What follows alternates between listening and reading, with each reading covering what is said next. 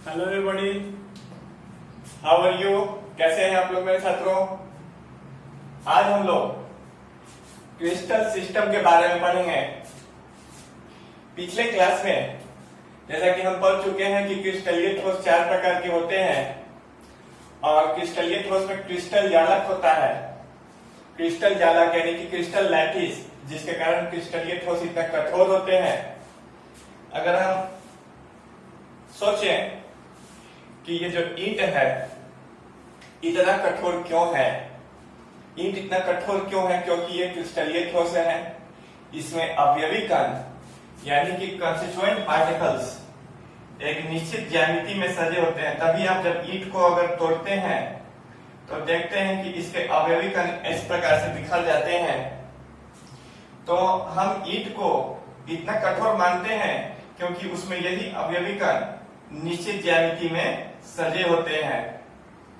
तो इस निश्चित ज्यामिति में सजने से पिछले क्लास में वो पढ़ रहे थे कि क्रिस्टल जालक का निर्माण होता है। क्रिस्टल जालक, क्रिस्टल लैटिस। और क्रिस्टल जालक का सबसे छोटा जो इकाई है वो एकक कोशिका है, यूनिट सेल। पिछले वीडियो में हम लोग देख चुके हैं और आज देखेंगे कि यूनिट सेल में जो आध एकक कोशिका थी, प्रिमिटिव यूनिट सेल, वो उसके आधार पर क्रिस्टल सिस्टम 7 प्रकार के होते हैं। तो आज के टॉपिक का नाम है क्रिस्टल सिस्टम। Crystal system. तो एग्जाम में आएगा कि क्रिस्टल सिस्टम कितने प्रकार के होते हैं। तो क्रिस्टल सिस्टम 7 प्रकार के होते हैं। क्रिस्टल सिस्टम 7 प्रकार के होते हैं क्योंकि आध एकक कोशिका, प्रिमिटिव यूनिट सेल 7 टाइप्स के हो सकते हैं। यही आध एकक कोशिका है। पिछले क्लास में हम लोग डिस्कस किए थे कि यूनिट सेल, एकक कोशिका, जैसे कि दीवार को अगर हम क्रिस्टल जालक मानेंगे तो उसके एक ईंट को एकक कोशिका मानेंगे। तो एकक कोशिका 2 प्रकार की हम लोग देख रहे थे। एक थी आध एकक कोशिका और एक थी केंद्रित एकक कोशिका। केंद्रित एकक कोशिका में हम लोगों ने देखा था कि फलकों पर भी अवयवी कण थे, लेकिन आध एकक कोशिका में अवयवी कण केवल कॉर्नर पर होते हैं। कॉर्नर पर 8 किनारे हैं। अगर इस डस्टर को भी हम लोग एकक कोशिका माने तो इसके किनारे कितने हैं? 1 2 3 4 5 6 7 और 8। तो ये भी आध एकक कोशिका हो सकती है। तो आध एकक कोशिका के आधार पर क्रिस्टल सिस्टम कितने प्रकार के होते हैं? 7 प्रकार के। क्यों होते हैं? तो इसका कारण है कि आध एकक कोशिका घनीय हो सकती है यानी कि क्यूबिक। जैसे कि फ्रिज में आप बर्फ जमाते हैं तो देखेंगे कि उसका आकार कैसा है? क्यूबिक है। तो क्यूबिक का विशेषता है कि इसके कोणों के बीच की लंबाई यानी कि यहां से यहां तक और यहां से यहां तक लंबाई, चौड़ाई और ऊंचाई ए, बी और सी तीनों बराबर होती है। जब लंबाई, चौड़ाई और ऊंचाई तीनों बराबर होगी तब घन का निर्माण होता है, क्यूबिक यूनिट सेल। इसमें अल्फा, बीटा और गामा 90 डिग्री होते हैं। अल्फा, बीटा और गामा क्या है? तो अल्फा, बीटा और गामा अक्षीय कोण है, एक्सियल एंगल है। एक्सियल एंगल है यानी कि इन कोणों के बीच का जो कोण बन रहा है वो 90 डिग्री होगा। तो उसके बाद घनीय के बाद हम लोग आते हैं द्विसमलंबाक्ष। तो क्रिस्टल सिस्टम में जो आध एकक कोशिका है वह द्विसमलंबाक्ष भी हो सकती है यानी कि टेट्रागोनल। तो द्विसमलंबाक्ष का मतलब क्या होगा?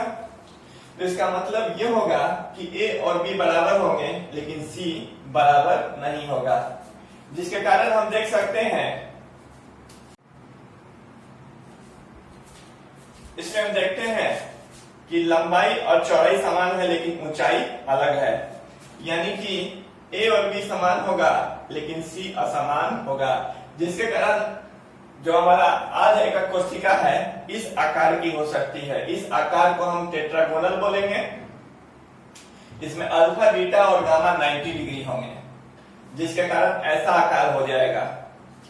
अगर तीसरा बात करें विषम लंबाक्ष यानी कि ऑर्थोरोम्बिक, तो ऑर्थोरोम्बिक में ए बी और सी बराबर नहीं होंगे। अल्फा बीटा और गामा इनके बीच का जो बंधन, ये अक्षीय कोण है वो 90 डिग्री होगा।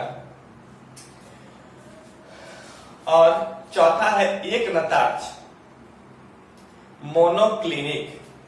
मोनोक्लिनिक में देखेंगे कि ए बी और सी बराबर नहीं है, लेकिन अल्फा और गामा 90 डिग्री है और बीटा 90 डिग्री नहीं है।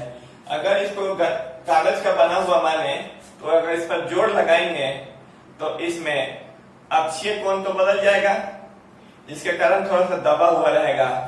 इसी कारण इस तरह की आकृति को एक नताक्ष बोलते हैं, मोनोक्लिनिक। आप देखेंगे कि चीनी का दाना अलग है, बालू का दाना अलग है, नमक का दाना अलग है, फिटकीरी का क्रिस्टल अलग है। तो इन सभी ठोसों के क्रिस्टल अलग अलग क्यों हैं?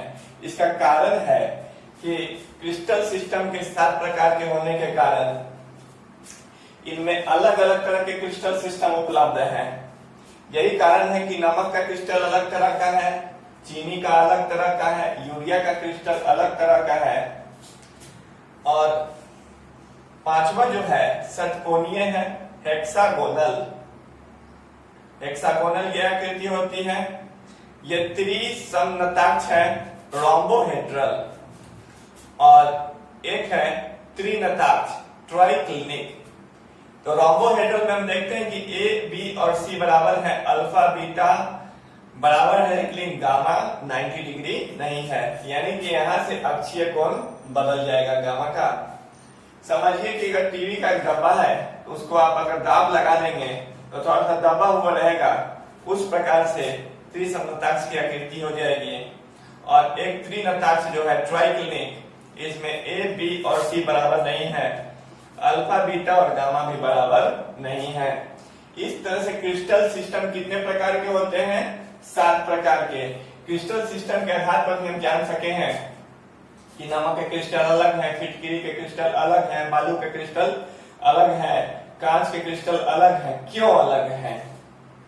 तो इसमें अगर परेशानी होगी तो अगले क्लास में उस परेशानी को दूर किया जाएगा। आशा है आप लोगों को समझ में आया होगा। Thank you so much.